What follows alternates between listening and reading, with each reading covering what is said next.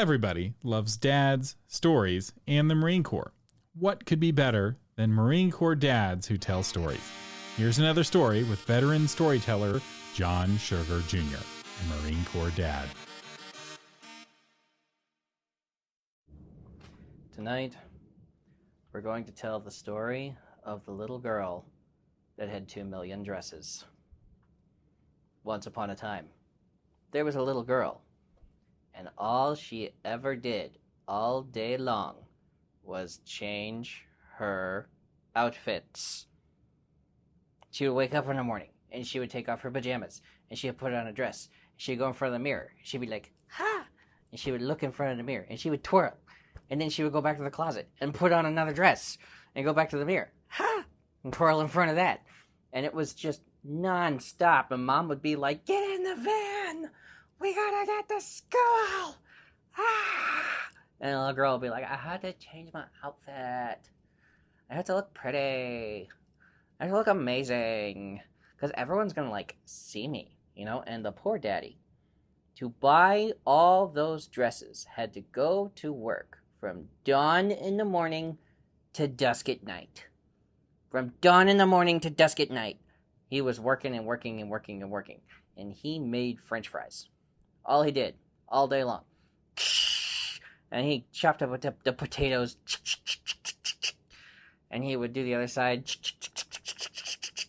And he would, and he would wash all the starch off. He'd put them in a basket. He'd put them in the oil. He'd salt them. He'd hold them out to the customer all day long. Because the little girl did nothing but buy dresses. And he would come home and she'd be on the internet. I just bought 40 more dresses. No! I don't want... we don't have money for that! And so the dad was so upset. And the mommy was so upset because they could never get anywhere on time ever. And the little girl would wear a different dress for every bite she took at lunch.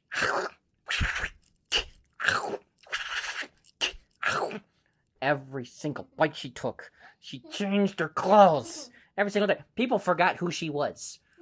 Because they're like, wait, she was just wearing that. Oh, she's wearing that now. She had so many clothes. Her closet looked like a big bag on the house. It was just swollen with all the clothes that this little girl had. And she would go in there and she would burrow in her closet to find her clothes. And she never put them away. They were all over the floor of her room. She would just throw them. They would hang on the bookcases. And they would hang on the dressers. And they covered the floor. The room was 8 feet shorter because of all the clothes that were on the floor. It was nuts. People would be climbing through all the clothes. They lost a kid once. They're still not sure where he is. Because he came to visit and he got lost in the clothes. They think a monster ate him. The monster that lived in her closet was like, I can't take this. There's too many clothes. And the monster couldn't fit under her bed, so the monster lost his job. The monster that's supposed to live in her closet didn't have a job anymore because all her clothes shoved him out. The little girl had way too many clothes. But one day, the blue fairy came to the daddy. And she said, hello, sir.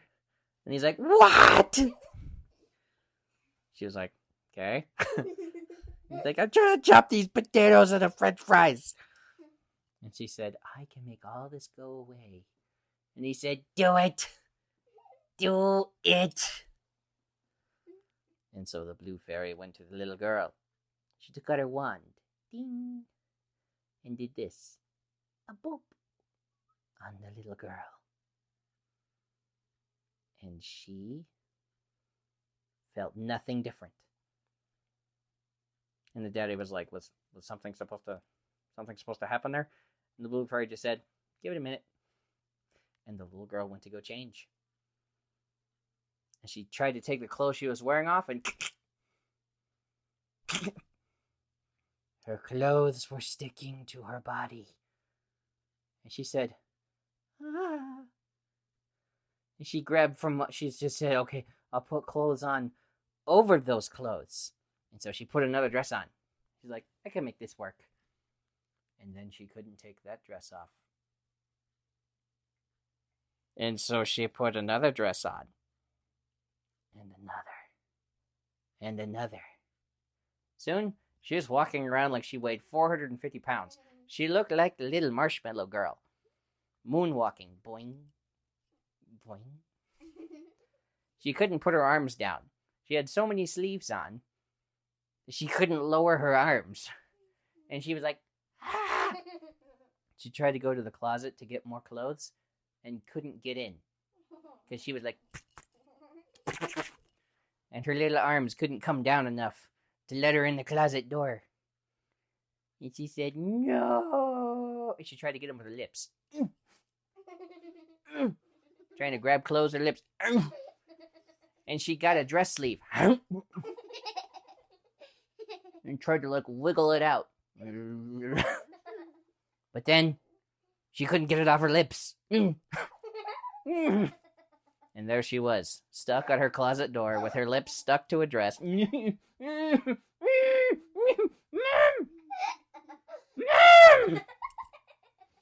she's trying to scream, but she can't move her lips.